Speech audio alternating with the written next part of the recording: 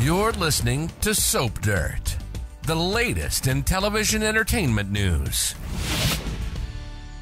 Hey there, GH fans. It's Belinda from Soap Dirt, and I have got your weekly prediction edition about your favorite ABC soap opera.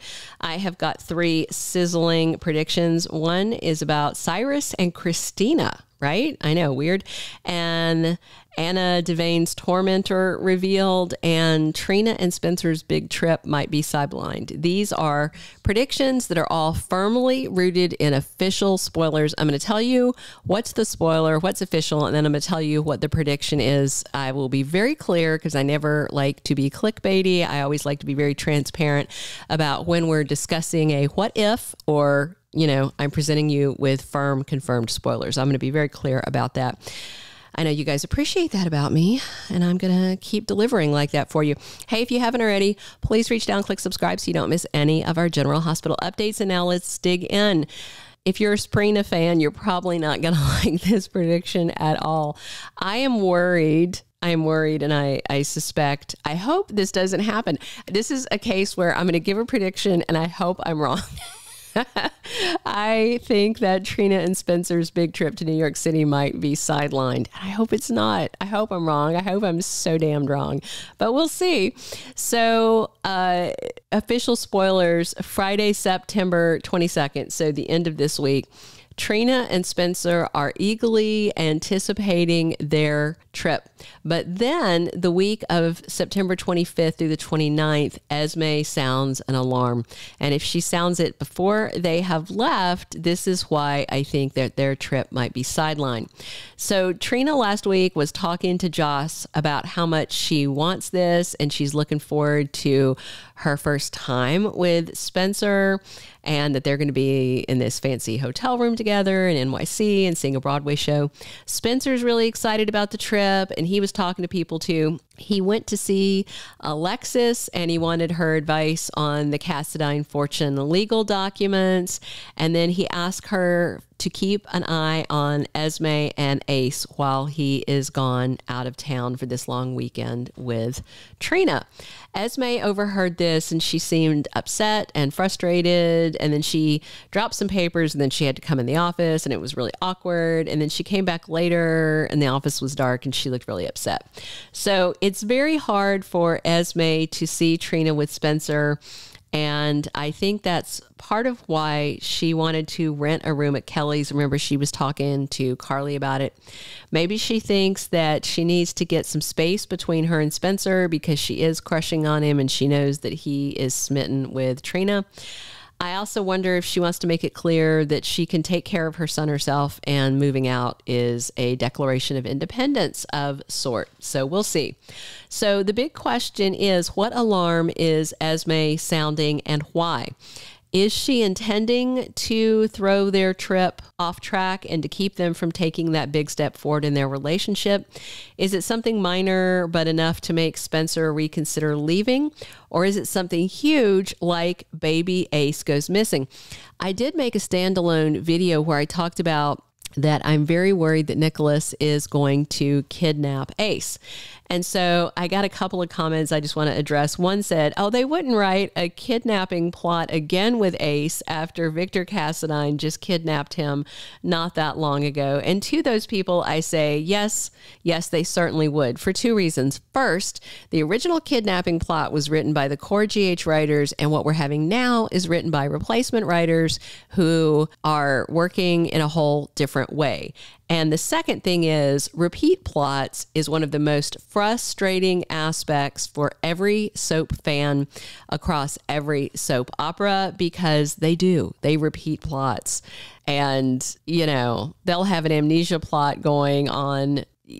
Right now, if you think about it, there are 2 amnesia plots going on simultaneously on General Hospital. We've got Eddie Main and we've got Esme. So please don't drop in the comments and say that GH won't repeat plots back to back. Yes, they will. And the other thing was people were like, oh, well, Nicholas is gone. That is true. And I will acknowledge it and I will explain my thought process. So officially, Adam Huss wrapped his run as Nicholas on Friday, September 15th, when he cryptically mentioned a family reunion.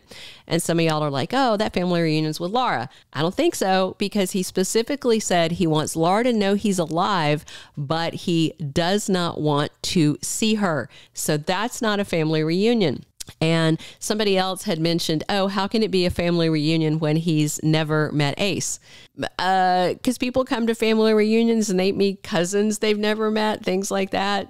A family reunion means you are, reuniting with family. Maybe he feels already, because that is his son. He was around Esme when he was pregnant, whatever. But I don't think it's him and Laura, and I definitely don't think that he's going to be coming to see Spencer. That's just my 411. And while Adam Huss is gone, I don't think we need to see him for this kidnapping to take place. If this kidnapping happens, baby Ace could simply go missing and Nicholas is never seen. Esme panics. She raises the alarm. She calls Spencer. Hey, did you take baby Ace out to a play date or something and I didn't know about? So a kidnapping is never good.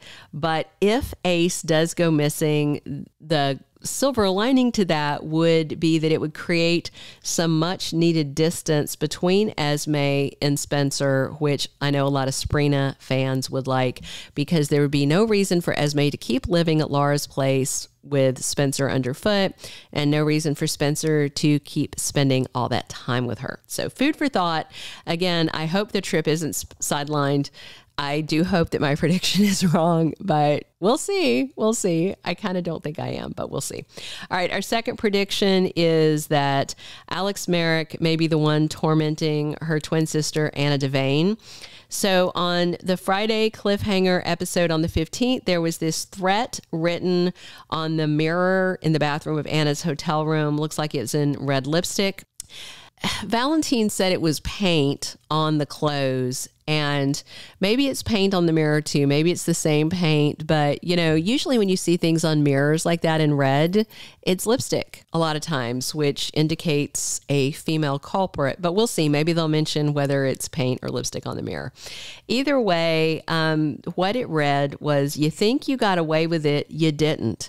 You think you're safe, you're not. So what does that mean? What did Anna get away with? And two things spring to mind. Both involve deaths that happened right in front of Anna that she is tied to.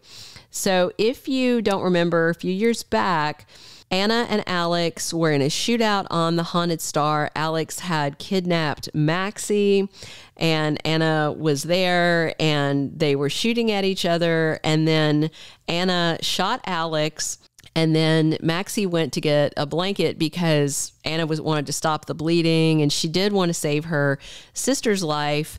But then the second she walked away to the door to kind of yell in, hey, Maxie, where's the stuff to stop the bleeding? Alex threw herself into the icy waters of the harbor. And Devane Marick, she had different names. She's not suicidal. So I think that she very intentionally jumped into that icy cold water. If you do have an injury and you're bleeding, by the way, jumping into cold water will stop the active bleeding. So I absolutely think that Alex Marick is completely alive, and I think she threw herself off the Haunted Star on purpose. Her body was never found, and on a soap opera, we all know exactly what that means. Remember, so the second death, remember, Alex is Peter August's biological mom, and Anna let him die. Felicia whacked that psycho Peter in the head with a tire iron, again, over a Maxie kidnapping. So both of these deaths, one is definitely a death, I believe, and one is not a confirmed death, but presumed dead.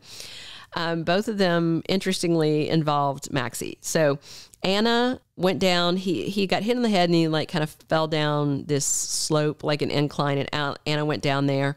And she specifically decided not to call 911. She could have saved her nephew's life, but she decided to let him die.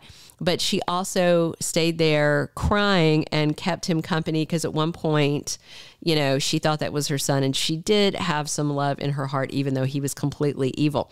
So one or both of these incidents would explain why Alex Marick would come back for Anna. They would fit with the words that were written on that mirror. So given the message on the mirror, if it is Alex, I definitely feel like it's the Peter thing that could be what triggered her to come back. And I mentioned this a long time ago. I think I did a standalone video about when I first decided I thought that this might be Alex. And they were like, oh, how would Alex know that that's how Peter died? Well, people know things that they shouldn't. And soap writers don't always worry about lining up the arrows end to end. So that's what I think. Or she might have heard about the circumstances and just assumed that Anna could save her, because factually they never called 911 and they should have called 911. And so there's a lot of red flags there. Alex is a smart chick. So we'll see. And of course, that's the only child that Alex will ever have. And now he's gone. He was a psycho like his mom. So we'll see. All right. My very last one is about Cyrus and Kristina. Hey, if you haven't already, though, reach down, click that subscribe button so you don't miss any of our GH updates. Drop a like if you're enjoying this, and definitely drop your comments. If you disagree with me on the predictions, that's fine. I would love to hear why and where you think it's going instead. I read all your comments. I appreciate them all. I love the interaction that we have with you guys. All right. So I wonder if Cyrus might target Kristina, and I'll tell you the official spoilers. So there are a couple of spoilers about Cyrus that definitely has me wondering if he's going to try another angle to get to Sonny and put him away, which is what he and his warden buddy are trying for. The warden, of course, is working for him, basically, and that's what she wants also. So on Friday the 22nd, there is an official spoiler that says Drew is targeted, and no doubt that's Cyrus.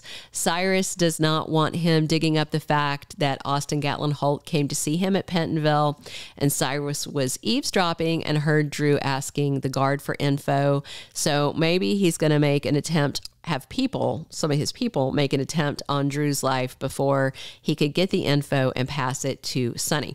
Then there's a spoiler the week of September 25th that says Carly lashes out at Sonny, and I expect that is because Drew is attacked and Carly is furious. I mean, come on. Any prisoner who takes a meeting with a mob boss, it's not a good idea. It would have been a lot better if Sonny had given Carly the message and Carly had taken it to Drew. But as we know, Sonny Corinthos has to be in every single storyline on GH. All right. So, hopefully he'll come over to Anna's hotel room and do some forensics casework. We have to have in every single plot. I love Maurice Bernard, but they overstuff us with Sonny scenes. So then another spoiler for this week on Friday the 22nd, it says Kristina gets a new friend. That's a really weird, random, vague spoiler. Maybe it's something benign, like she meets a guy or girl that she wants to date.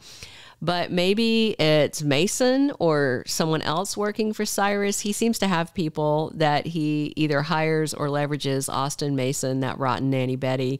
And Kristina is, of course, very close to Sonny, and she could be used as leverage against him. All right, that is all three of our predictions. Thank you so much for listening. Be sure to drop your comments below. Come back soon for more on General Hospital. This has been Belinda from Soap Dirt. Thank you for being a loyal listener. Follow us wherever you get your podcast, because you don't want to miss the next episode. Soap Dirt is on all the major podcast platforms, including Apple Podcast, Spotify, iHeartRadio, and more.